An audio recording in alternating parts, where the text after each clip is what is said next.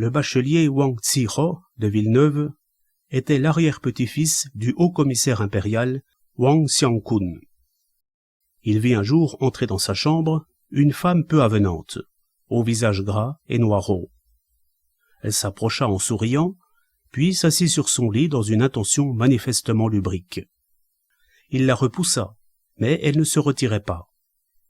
Elle lui apparut dès lors sans cesse, qu'il fût assis ou couché.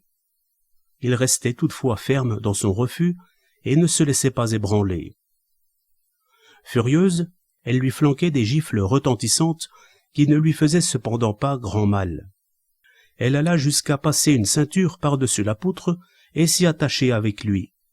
En se jetant, inconscient, de là-haut, il eut le cou comme étranglé. On le voyait se balancer raide dans l'espace, sans que ses pieds touchent terre. Et pourtant, il ne semblait pas pouvoir mourir. Il fut dès lors en proie à la démence, criant tout à trac « Elle va se jeter avec moi dans la rivière !» Il courait alors comme un fou vers le cours d'eau.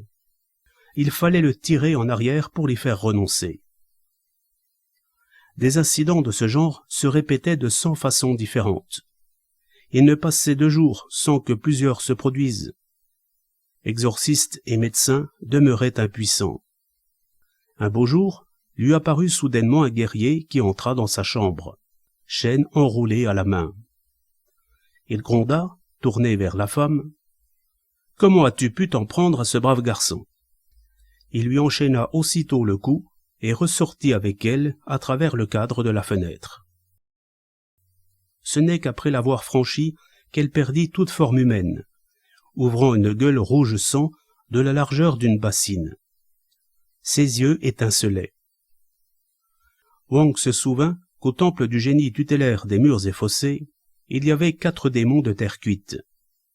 Elle présentait une ressemblance parfaite avec l'un d'eux.